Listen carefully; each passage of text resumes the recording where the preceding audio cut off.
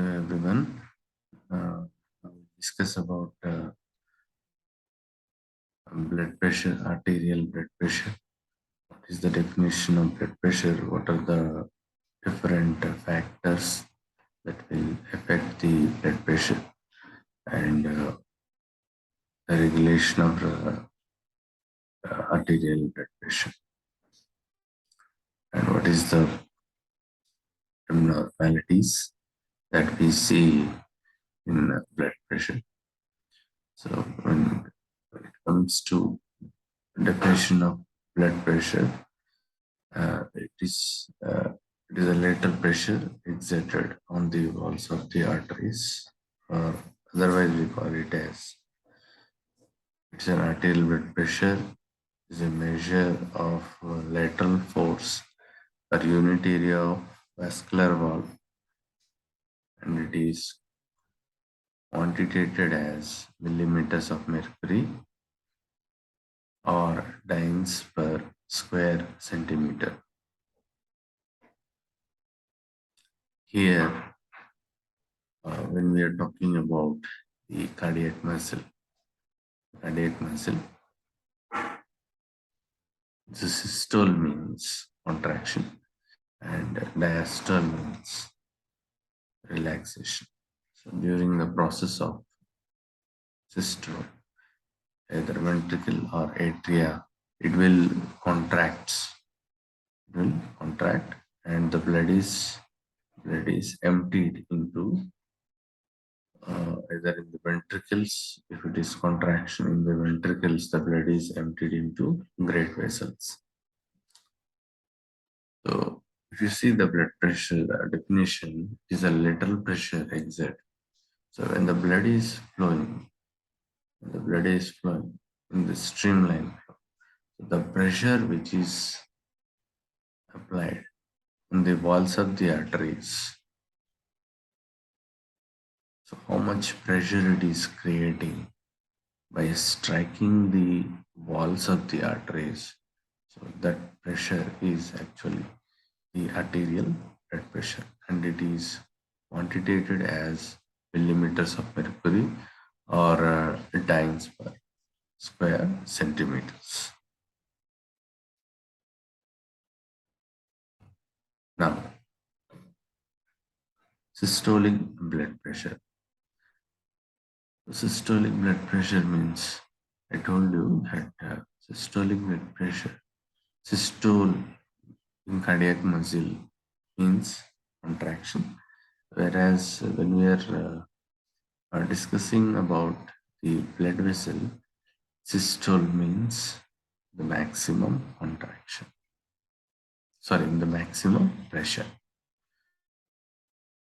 In cardiac muscle, systole means contraction, whereas in blood vessel, systole means maximum pressure, and diastole means minimum pressure, diastolic blood pressure.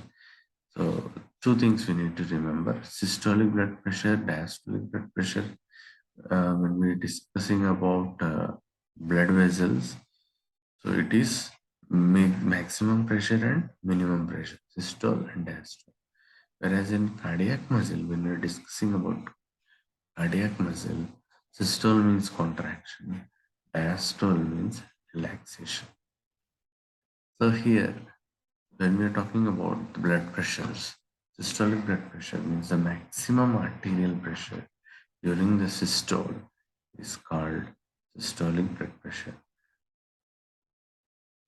and occurs during the ventricular ejection. The normal systolic blood pressure in young adult is 120 mmHg.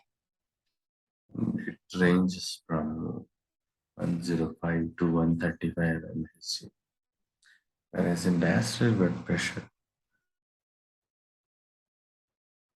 diastolic blood pressure refers to the minimum arterial pressure. Is the minimum arterial pressure during the diastole, and occurs just before the onset of ventricular ejection. Normal diastolic blood pressure in young adult is 80 mmHg, which ranges from 60 to 90 mmHg. So here systolic blood pressure explains that the systolic blood pressure, the maximum pressure. So imagine when you are holding a pipe and you are compressing it, a water pipe. When you are compressing it, so when you compress, so the water flows. The water uh, travels with a high pressure when you compress it. So that maximum pressure, if you see in your arterial uh, vessels, arteries during the systole is called systolic blood pressure that occurs during ventricular ejection. So whereas in diastolic blood pressure, so systolic, usually the blood flows in a turbulent manner, the maximum arterial pressure. That is why when we measure the blood pressure by using a sphygmomanometer, uh, the maximum pressure is recorded. Say, for example, when you are recording the blood pressure in auscultatory methods, the systolic blood pressure is, say, for example, if you got 120 or 118, yeah, 116, so we hear some sounds. So those sounds we call it as Korotikoff sounds. So the sounds is mainly because of turbulency. So that turbulency is diminished slowly when the pressure is reduced. That we are calling it as diastolic blood pressure. Diastolic blood pressure. So this is the minimum and maximum pressure. This is the minimum and maximum pressure that we record during the measurement of blood pressure by using sphygmomanometer. Next, coming to the pulse pressure. Pulse pressure is the arithmetic difference between systolic and diastolic blood pressure. So normally average pulse pressure is 40 mmHg. So it is just a difference between systolic and diastolic blood pressure. So it is 40 mmHg normally. Then mean arterial pressure is the average of all pressure measured millisecond by millisecond throughout the cardiac cycle. So practically mean arterial pressure is roughly equal to the diastolic pressure plus one third of the pulse pressure. So diastolic pressure, so whatever the value you got in pulse pressure, that one third of pulse pressure. So diastolic blood pressure is, say for example, it is 80. So 80 plus one third of the pulse pressure. So that is mean arterial pressure. So it shows the average of all pressures measured, so for every millisecond, so throughout the cardiac cycle. So for cardiac cycle, it takes nearly about uh, zero point 0.8 seconds throughout the cardiac cycle. So there are many events in the cardiac cycle, like systolic events and uh, diastolic events. Sorry, atrial events and ventricular events. Again, in the atrial and ventricular events, systolic and diastolic events. What is isovolumetric contraction? Rapid ejection phase, slow ejection phase. When coming to the diastole, what is isovolumetric relaxation? What is protodiastole isovolumetric relaxation? Then filling phases, slow filling phase, reduced filling, and rapid filling phases. So for all these, this is cardiac cycle. These are all the events in cardiac cycle. So the mean arterial pressure shows the average of all pressure that measured millisecond by millisecond. Next, what are the physiological factors that affecting blood pressure? So there are many factors that will alter blood pressure. Blood pressure. So in age, in healthy humans, both systolic and diastolic blood pressure rise with age. As the age advances, the systolic blood pressure it may reaches to uh, sometimes 130, 140. So that is normal in uh, the age group is more than 60. That blood pressure is uh, will be considered as normal because the the elasticity of the arteries will be lost. So when there is a loss in elasticity in the blood vessels, mainly the arteries, that causes arterial stiffening. The, because of no more elasticity in the arteries, it causes increase in blood pressure, physiologically increase in blood pressure, and this is mainly because of baroreceptor resetting. This we call it as baroreceptor resettings. That means baroreceptor pressure sensing receptors will be adjusted to the increased blood pressure. Right. So as the age advances, the blood pressure will be increased.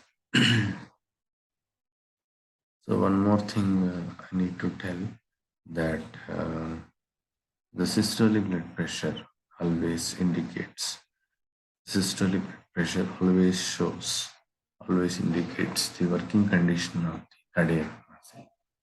The working condition of the cardiac muscle. So if you see it, uh, if the value of systolic blood pressure within the range of uh, 105 to 135, within the range of normal blood pressure, normal systolic blood pressure, that indicates exactly that working condition of cardiac muscle. What is the force of contraction of the cardiac muscle? Is a cardiac output for each ejection, particular ejections. So when systolic blood pressure always indicates the working condition of cardiac muscle, the force of contraction. Whereas the diastolic blood pressure indicates the peripheral resistance. It always shows the peripheral resistance. So there are many factors which regulates the peripheral resistance. Say, for example, uh, partial pressure of oxygen, partial pressure of CO2, and local hormones like prostaglandins, enkephalins, endorphins, mm, histamines, metabolic waste products. Uh, all these products are responsible for and epinephrine, norepinephrine. All these factors are responsible for vasoconstriction and vasodilation, and those factors responsible for altering in blood pressures and regulation of BP. Mainly, we need to understand that the systolic blood pressure mainly indicates that the patient's cardiac muscle contractions, and the diastolic blood pressure indicates the uh, peripheral resistance. What is the resistance exactly? So, diastolic blood pressure value indicates those peripheral resistance. Next, in gender, when before menopause, females have a little lower systolic blood pressure than males of corresponding age. Slightly it is reduced because of before menopause. Females have little lower and systolic blood pressure than males of because the viscosity when compared to males, the viscosity is less.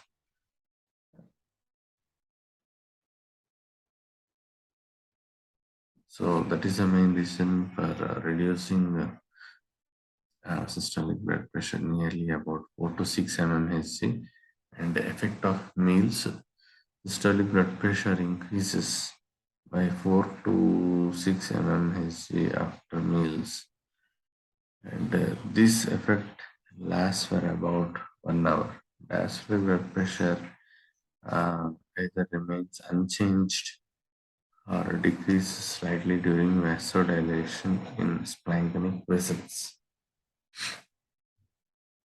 Next, during emotions, increased sympathetic activity during emotional situations leads to increase in the systolic blood pressure. So during emotions, uh, systolic blood pressure will be increased. Climatic temperature exposure to cold produces rise in blood pressure, while exposure to the hot temperature lowers the blood pressures. Diurnal variation. Systolic blood pressure shows the diurnal variations about 6 to 10 mmHg. The values being lower in the morning, higher in the afternoon, in night workers, however, a reverse rhythm is observed. Exercise in muscular exercise generally we all know that systolic blood pressure rises and diastolic blood pressure will falls. The falling of diastolic blood pressure is mainly because of accumulation of CO2. The partial pressure of CO2 within the blood vessels will be more. So that leads to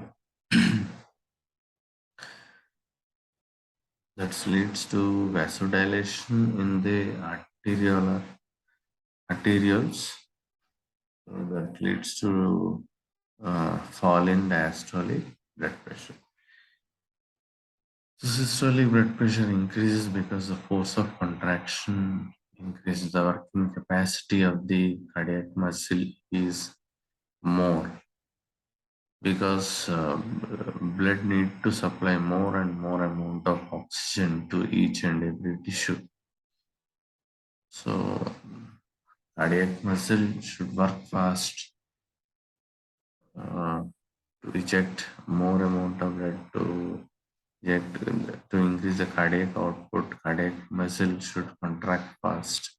So that's uh, by that the oxygen reaches to each and every tissue. So to fulfill the demands of oxygen demand for every tissue. So in exercise, systolic blood pressure will be increased, whereas the diastolic blood pressure will fall. Effect of gravity in standing posture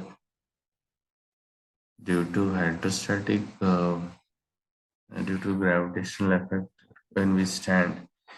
Uh, in standing posture, what happens due to hydrostatic gravitational effect of blood column? The pressure in the vessels below heart level is increased, and in the vessels above the heart level is decreased. So this is mainly because when we stand up immediately after a lying down posture, what happens is so there will be a venous pooling of blood. So when there is a venous pooling of blood, this causes the capacitance vessels accumulate more amount of blood in the lower extremities. So due to venous pulling of blood due to the gravity effect of gravity, this causes increase in blood pressure in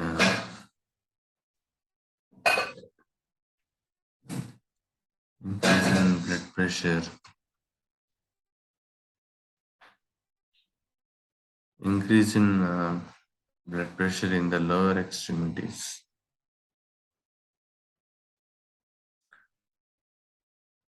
Then during sleep, in complete relaxed state, during early hours of sleep, there occurs fall in blood pressure up to 50 to 20 mmHg. However, in disturbed sleep, the blood pressure increases due to increase in sympathetic discharge.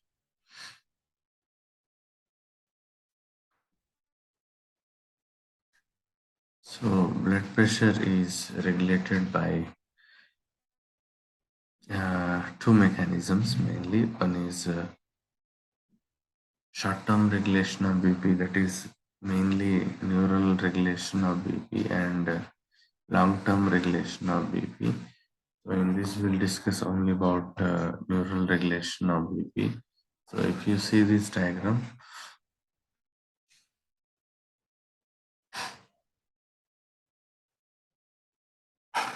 in the heart we have two type of receptors. Uh, the receptors which are present on the archa aorta and carotid sinus. So these receptors we call it as baroreceptors, right? Baroreceptors. Baro means pressure sensing receptors. So these receptors are mainly present in arch of aorta and carotid sinus. Sinus is nothing but an enlargement. So another type of receptors that are present in the, so especially present in the right atrium, that is volume sensing receptors. So we have two type of receptors. One is baroreceptors, another is volume sensing receptors. So from these, the nerve fibers which carry the sensation from these receptors are ninth and 10th cranial nerves. Say for example, if the person's blood pressure is reduced, the person's blood pressure is reduced, then these reduced pressure sensed by these volume sensing and pressure sensing receptors. So these receptors will sense that pressure is reduced, the volume is reduced. So during the conditions of hemorrhage when the volume is reduced, so the volume sensing receptors will sense the venous return to the right atrium. So this sensation is carried by ninth and 10th cranial nerves from these receptors. So ninth cranial nerve, we all know that is glossopharyngeal and 10th is vagus.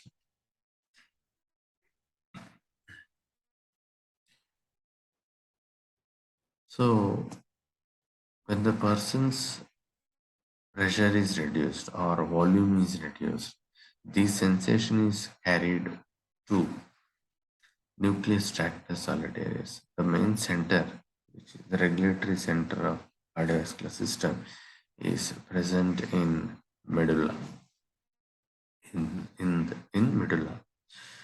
So these two fibers, is ninth and 10th cranial nerve, which is carrying the sensation of low volume and low pressure to nucleus tractus solitarius. In nucleus tractus solitarius, these sensations will be carried to nucleus tractus solitarius. So in medulla, so we have two different areas. Those areas are cardiac accelerator centers, cardiac acceleratory centers, and cardiac inhibitory centers. So cardiac acceleratory centers, so which is having the connection from the nucleus tractus solitarius to cardiac acceleratory centers. So the sympathetic nerve fibers are connected. So whenever these fibers, ninth and 10th cranial nerves, carry the information to the nucleus tractus solitarius, it activates the sympathetic tone. So sympathetic tone will be increases. So we need to remember always that the parasympathetic nerve fibers always dominates on sympathetic nerve fibers. Parasympathetic nerve fibers always dominates on sympathetic nerve fibers. So the same thing happens in the medulla also. But whenever the sensation is carried from ninth and 10th cranial nerves to nucleus tractus solitarius, then sympathetic tone will be increased. Sympathetic tone will be increased, and the sympathetic activity is dominates, overcomes the parasympathetic activity. So here in this diagram, we can see that the sympathetic fibers are supplying to the cardiac muscle, and the sympathetic nerve fibers are supplying to the SA node, AV node. The sympathetic nerve fibers are supplying to the blood vessels, and see, you can see here the sympathetic nerve fibers supplying to SA node, AV node. Sympathetic nerve fibers are supplying to the blood vessels, and it also supplying to the adrenal medulla. So what it will do, the sympathetic nerve fibers releases the neurotransmitter epinephrine and norepinephrine when it binds with the receptors. When it binds with the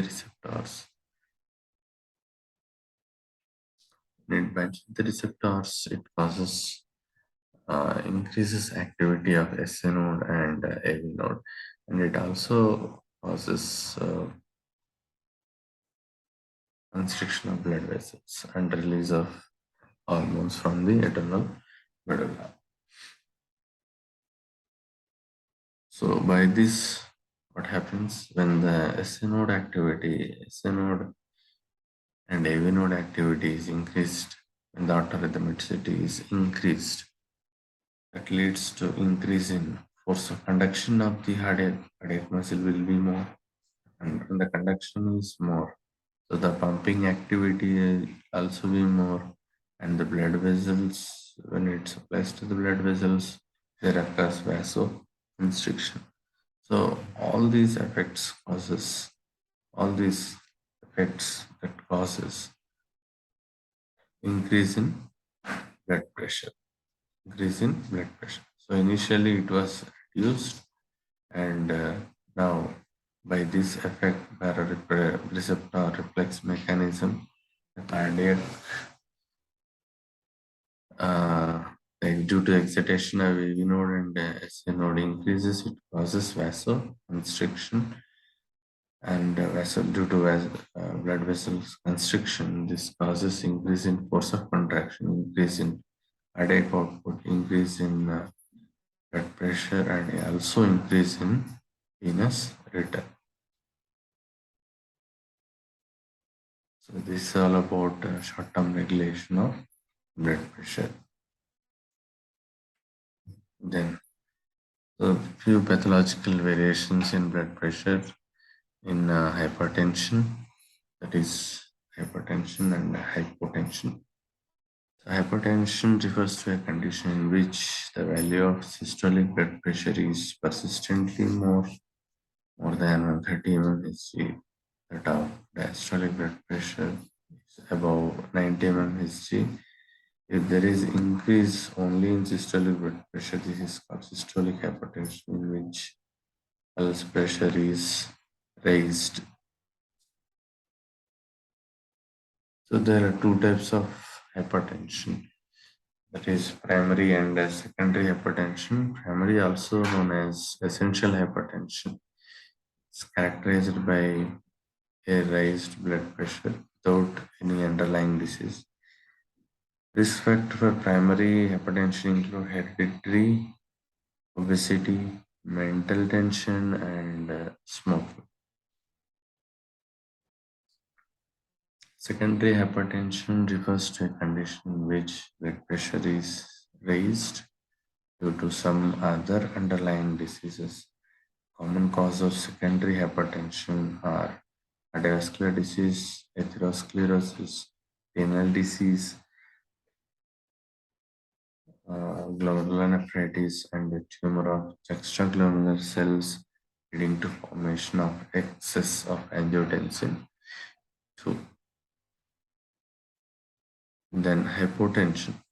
Hypotension refers to a condition in which the values of blood pressure are below the normal range.